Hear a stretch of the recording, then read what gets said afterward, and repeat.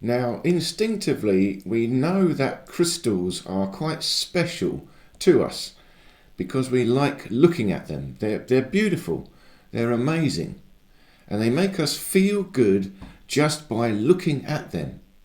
That's a real thing, that's a serious consideration. It's like nature. When you go to a very beautiful place in nature, everyone likes it, just looking at it. It's a natural energy. There's some perfect balance going on. Something that really appeals to our soul and we feel good. And crystals are, of course, natural. They come from nature. Like flowers. Smaller aspect of nature, but flowers, again, we love looking at flowers. They're so beautiful. It makes us feel good, just looking at the natural energy. But we can take this a bit further. You see, once we understand they make us feel good, we feel good when we see them. They also make us feel good when we touch them, hold them. And feeling is another thing. Feeling is really the etheric energy. So they make us feel good because there's etheric energy around them. So crystals themselves are these beautiful creations of the ether, the energy. But they're also particularly good for channeling it, resonating with it. The beauty of nature is harmony and balance. When there's just this right balance, and it's always different, but a perfect balance of all things, then it feels right. There's a harmony. And crystals are also balance, harmony. All the atoms in the structure are in their most stable form. They've reached perfect balance, equilibrium, and this crystalline structure is holding itself together. It's a perfect geometry, just right. And in fact, it's the most perfect geometry. It's the most stable form of matter. That is the optimum position. It's also, you could call it entropy. It's the lowest energy state. It cannot get any lower than that. It's just fixed now. A crystal will not change. It will stay like that forevermore unless it is disturbed, melted or broken. Matter can no longer decompose any further. It's the highest state of entropy, or you could call it the lowest state of energy, the lowest state of matter. Because of this perfect stable structure, it also resonates. There's a vibration in a crystal, because when you tap a crystal, you knock a crystal, all the structure vibrates and it will go through the whole crystal. The same energy will pass through it. Light will pass through the lattice, the structure. It's got a nice pathway and it will rebound, bounce around in the structure. So like this crystal here, it fills up with light. But it's anything, you see, etheric energy, the same thing. Etheric energy will resonate in a crystal. And this is like the feedback we have. We look at the crystal because we're fascinated by it. It's beautiful. It's the soul observing the beauty of nature. And because of that, etheric energy is going into the crystal. Our attention is going in and it's bouncing around and bouncing back to us. We get feedback.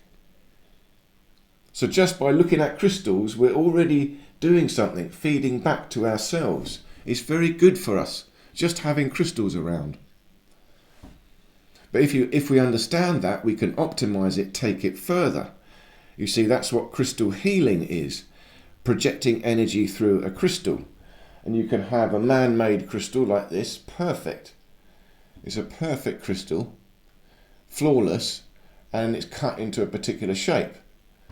So this is multi-layered technology. It's got a geometry in its own right, but it's a particular geometry that also makes you feel good. You look at it, you can feel it. It's a very interesting shape. And it's got, of course, a clear line of sight, a projection of energy through it, a point. So if I push etheric energy into this crystal, it will resonate and amplify, and it will focus into the point. just like a laser.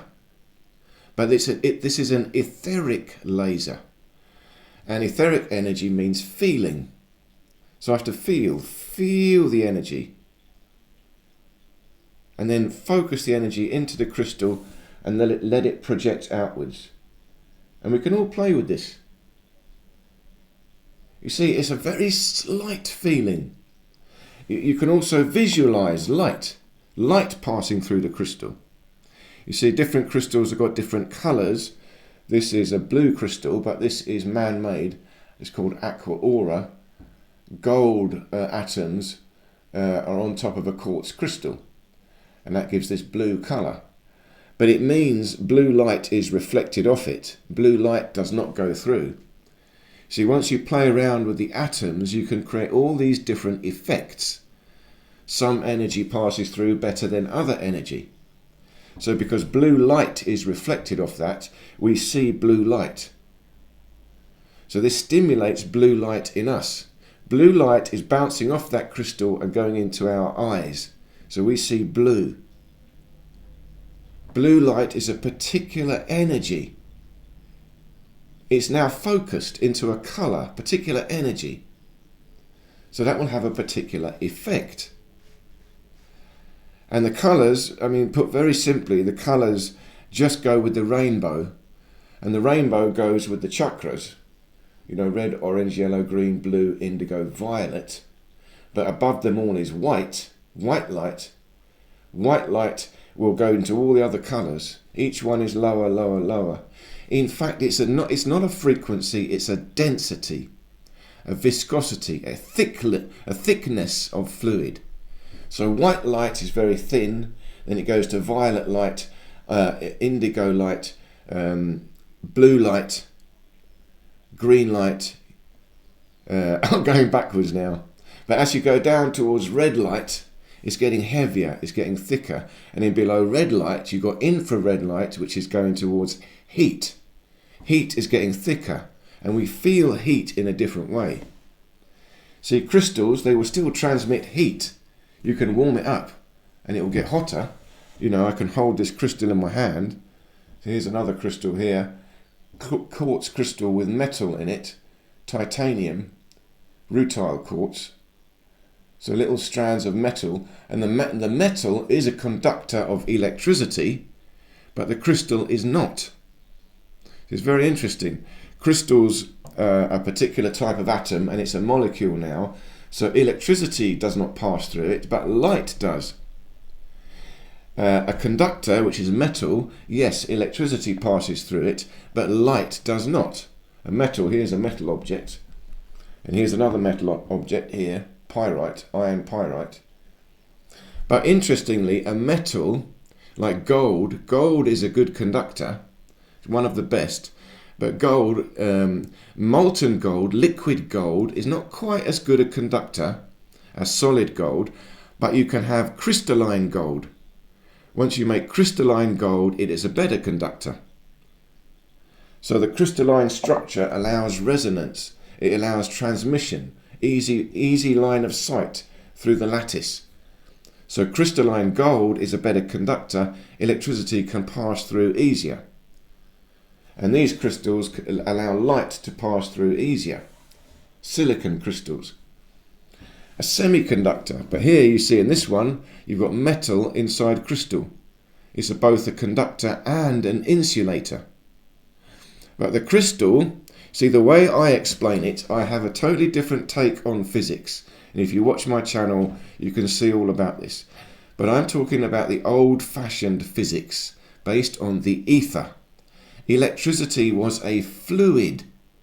In fact, everything was a fluid. Light is a fluid. And it's in the ether, which is empty space, which is a fluid. Now you do have atoms, but atoms are little bubbles in this fluid. And you get different types of bubble.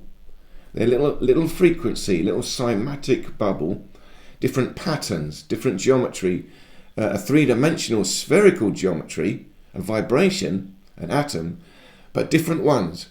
So you can have ones that are a bit more electrostatic, and you can have ones that are a bit more magnetic. It's depending on the movement of energy the frequency of that atom.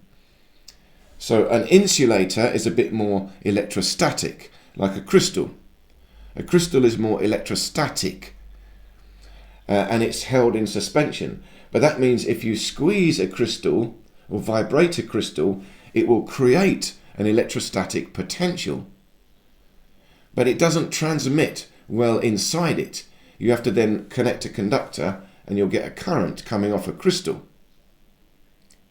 But a conductor is more magnetic. The atoms are more slippery. They move a bit more. So a more condensed fluid. Electricity is more like water, fluid, and it can pass through the atoms. They're more conducive to fluid passing through. Light is more like a gas, a vapor. You see, all still fluid, but light will pass through this silicon crystal better. It's slightly different energy, different density of the same energy, but it passes through this lattice in a different way. So I would say again, electrostatic, magnetic, conductor, insulator. There's a lot more details to this, but this is put very, very simply. But you could play around with it. Semiconductor. And like I said, this crystal is metal inside crystal, conductor inside an insulator. That makes this very interesting. More energy can pass through this rutile quartz. But we have to create it. I create the energy. So if I want to focus electricity, I can use this different type of crystal. Electricity will go into the metal. But if I squeeze the crystal, I'm creating electrostatics in the crystal, the silicon. It's very slight, but very real. And if I focus my mind, condense etheric energy into it, I've got multi-level resonance going on. It's quite powerful. But remember, mostly etheric. That's why most people don't believe it. But if everyone will believe, yes, they look good, so they make you feel good. I'm just saying, yeah, you can use the feeling directly. So I've got all sorts of crystals here. Here's another interesting one. This is blue quartz. It's got blue tourmaline inside quartz. So that's got a blue colour. Two different types of crystal, lines of tourmaline. So different patterns of energy are created inside. This is an interesting one. This is an etched crystal. So this is pure quartz, but it's etched over time, acid eroded. So it's got little patterns on the outside. This creates an interesting expansion of energy. But there's information recorded in that acid erosion. It's happened over a long period of time. So some sort of natural information, history is recorded in this crystal, an etched crystal. And if I tune into it, I can tune into the past. Use this for healing past trauma, for example. You have double terminated crystals. This is a man-made double terminated, but you can get natural ones. Natural ones are the best. Again, that's a two-way crystal, so I can focus in one way, in one tip, and it comes out the other way. Or you can lay this on your patient, because it's two-way. This helps the center line, movement of energy in a line, up and down, both ways. So if I lay this on my chest, this will help the energy go up and down through my body. It's resonating, it's multi-leveled. The external geometry and the internal geometry of the atomic structure. And of course I have my own healing instruments here, magic wands. I'll show you again my most special magic wand. This is one I made many years ago. So again, it's wood. I've carved this wood. You can see carvings on the wood. So these have significance to me. Each one is a layer, a section. So I transmit energy through the wand step by step until we get here to the end. You can see it's empty. And then we've got leather. And then at the top I've got aquamarine. So aquamarine is a particular crystal, but this is natural with a perfect termination. But this is flat. Flat termination, so it's a bit softer than a point. But aquamarine has got particular ability. It's bluey green, like water, like the ocean. So that colour makes it feel like the ocean. It's going to have a connection to that. And people have researched this, different psychics talk about the crystals. But you've got to think of it like this. Every single crystal is unique. Every single one. So you have to just feel it yourself. Go and look at crystals and pick any one, natural one that you feel good. And you can judge by the colour. Here's black tourmaline, just a lump. But black, now light does not transmit. Light is absorbed into black. So this is a grounding crystal, but it's still crystalline. Etheric energy will still resonate in this tourmaline, but not light. Heat, hot light will. I can warm this up. If I hold this in my hand all day, it warms up. It's very grounding. Keep it in your pocket. Helps to hold you on this, your awareness in the real world. Grounding. So this is good, if you're too much in the spirit world, black tourmaline, very good to hold you down. This is interesting. This is, I forgot, malachite. Malachite. So there's another crystalline substance. I think it's copper-based, if I remember. So that will also have conductive properties to some extent. I haven't researched it. But it's another type of crystal. Very, very interesting. Again, light does not go through, but green light is rebounded. This beautiful, vibrant green. And when you get these natural colours, you see, it's fascinating. Nature is the best of the best. Flowers, gemstones, rubies, diamonds. The colour is perfect. And you look at flavours, smells. The best smells come from the flower. That's aromatherapy. And we're trying to create fragrance, but copy nature. We can never copy nature. And paintings, again, colour. To get the best colour, they would grind up gemstones. Lapis. It's the pristine colour. And when you paint with that, and you use real gold leaf. You're using these natural powers, but they're extremely focused natural power.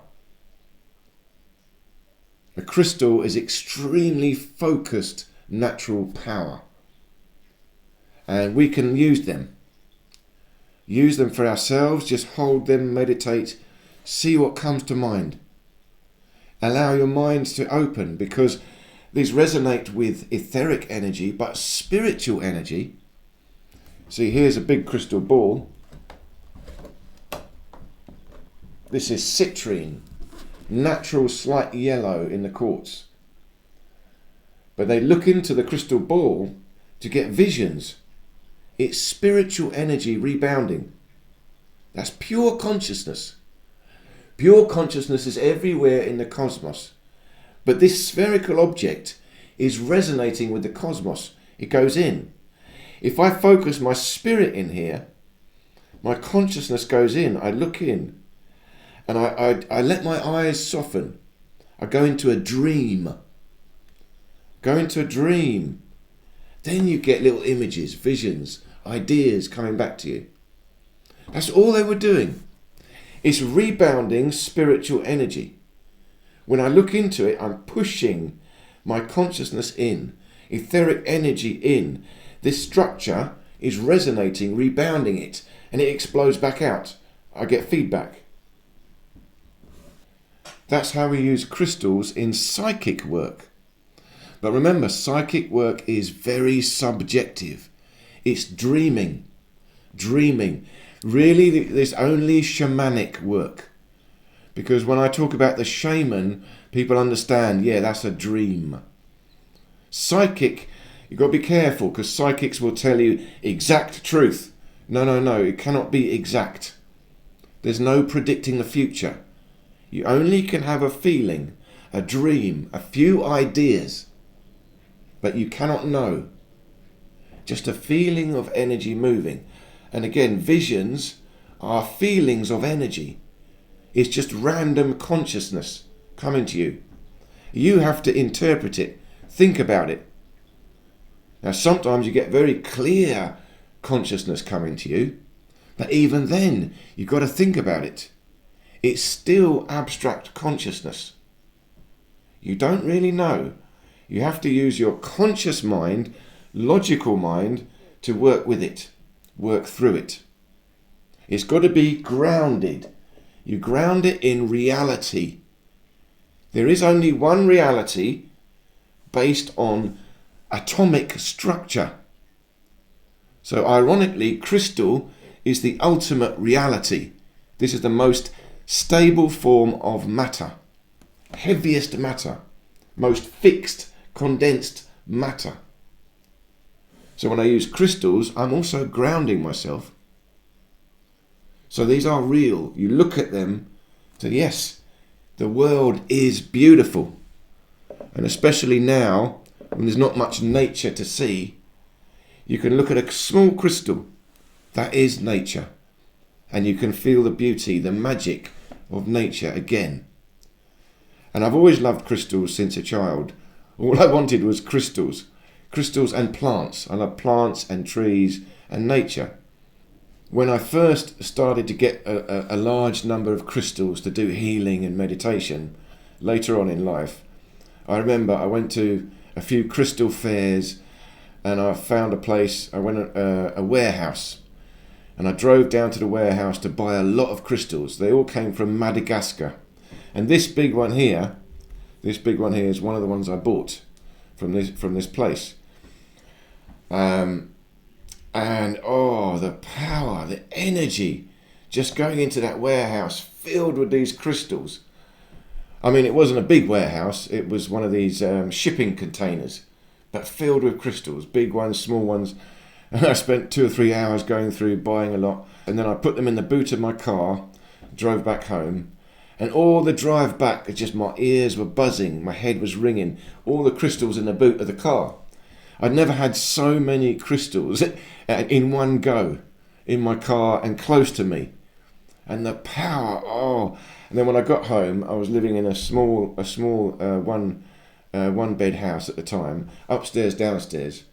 So I unloaded all the crystals downstairs. I put them out quickly, and I had this big crystal here, and I had it right down in the middle and just laid them out just to look at them. And I have also got a ruby ring, a natural ruby ring I bought in Thailand many, many years ago. And I put the ruby ring on the tip of the crystal because I thought, oh, the ruby, that's powerful. So this big crystal is a massive energy, but then it focuses it into the ruby at the tip.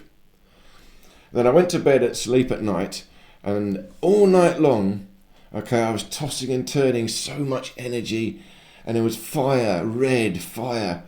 And amazing sleep. You know, I still had energy in the morning. And then when I went downstairs, I realised this crystal was pointing exactly at my bed, exactly underneath. So I was sleeping under this powerful crystals, focusing up into a ruby and getting all that energy all night long.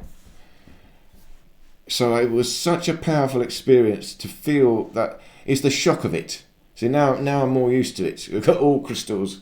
I would love it. I mean, the dream one day is to go to Brazil or somewhere where you've got these big, vast, warehouses of crystals, massive geodes. Anywhere, if you can see some big crystals, go to the museum. Sometimes we do it, we go to the Natural History Museum, have some bigger specimens, just to feel the energy. And you can get big ones, really big ones. If you're lucky enough to know anywhere, go and have a look. If you can get close, sit inside it even. Oh, the energy.